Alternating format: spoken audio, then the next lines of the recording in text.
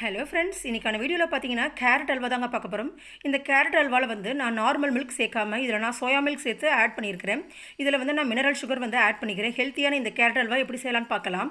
அதுக்கு நான் 3 கேரட் எடுத்துக்கிறேன். இந்த கேரட்டில் பார்த்தீங்கன்னா விட்டமின் ஏங்கிற சத்துக்கு இருக்குது. இதை வந்து நல்லா இது மாதிரி பொடுசாக நறுக்கிக்கோங்க. ஒரு மிக்ஸி ஜார் எடுத்துக்கோங்க. நான் 1.5 கப் அளவுக்கு வந்து கேரட் பொடுசாக வருதுங்க. இப்போ வந்து நம்ம மிக்ஸியில் வந்து அரைச்சிட்டு வந்துடலாம். நல்லா குறகுறப்பாக அரைச்சாச்சு. இந்த சமயத்தில் நான் தண்ணி ஆட் பண்ணாமல் 1 கப்பு வந்து சோயா மில்க் வந்து இதில் சேர்த்துக்கிறேன். சோயா மில்கில் பார்த்திங்கன்னா ஹை ப்ரோட்டீன் இருக்குதுங்க. இப்போ வந்து நல்லா அரைச்சிட்டு வந்தாச்சு. இப்போ வந்து நம்ம ஒரு பாத்திரம் எடுத்துக்கலாம். அதில் சூடான நெய் சேர்த்துக்கலாம். இப்போ வந்து நம்ம திராட்சை சேர்த்துக்கலாம். இது நல்லா வதக்கி விட்டுருங்க. தேவையான அளவு முந்திரி பருப்பு, பாதாம் இது கூட சேர்த்துக்கலாம். இப்போ வந்து நம்ம திராட்சை நல்லா வதக்கியாச்சு. பாருங்கள், இது மாதிரி பபிள்ஸாக வந்திருக்கணும்.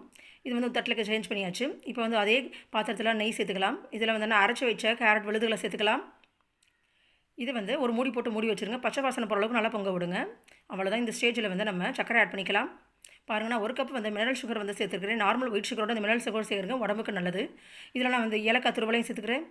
இதை வந்து நல்லா வந்து கிண்டி விட்டுருங்க. இப்போ வந்து நல்லா கொதிச்சு வரட்டும். நல்லா வந்து கிண்டிக்கிட்டே வாங்க. நல்லா அடி பிடிக்காமல் வந்து கிண்டிக்கிட்டே வாங்க. இந்த ஸ்டேஜ் பபிள்ஸ் வர வரைக்கும் கிண்டிகிட்டே வாங்க. பாருங்கள், ஸ்டேஜ் மாறிக்கிட்டே இருக்குது. மாற வந்து அளவுக்கு கெட்டியாக கிடைக்கும். பாருங்கள், தண்ணியெலாம் வந்து வற்றி கொஞ்சம் கெட்டி பதத்தில் வந்துருச்சு. பாருங்கள், இந்த ஸ்டேஜ் வந்துருச்சு. பாருங்கள், இதுதான் வந்து கரெக்டான ஸ்டேஜு. இதில் இப்போ வந்து நம்ம வதக்கிய திராட்சையை வந்து சேர்த்துக்கலாம். இதில் உங்களுக்கு தேவையான அளவு பிஸ்தா, பாதாம் எந்த பருப்பு வேணால் ஆட் பண்ணிக்கோங்க. பாருங்கள், இந்த கெட்டி பதத்தில் இருக்கணும். கேரட் அல்வா ரொம்ப அடிப்பிடிக்க விட்டுறாதீங்க. அவ்வளோதான், சூப்பரான கேரட் அல்வா ரெடி ஆகிடுச்சு. இது ஒரு தட்டில் வந்து சர்வ் பண்ணிடலாம். இல்லைன்னா வந்து நார்மல் மில்க் சேர்க்கலை, சோயா மில்க் சேர்த்துருக்கு, ஹை ப்ரோட்டீன் இருக்குது. இதில் வந்து நான் அலங்கரிக்கிறதுக்கு நான் பம்கின் சீட்ஸ் சேர்த்துருக்கேன். பம்கின் சீட்ஸ், சன்ஃப்ளவர் சீட்ஸ் இது கூட சேர்த்துக்கலாம். இந்த கேரட் அல்வா சாப்பிட்றதுனால உங்களுக்கு வெயிட் லாஸ் கூட நடக்கும். ஸோ கண்டிப்பாக உங்கள் வீட்டில் ட்ரை பண்ணி பாரு. குழந்தைங்களுக்குலாம் செஞ்சு கொடுங்க. ஓகே ஃப்ரெண்ட்ஸ், பாய்.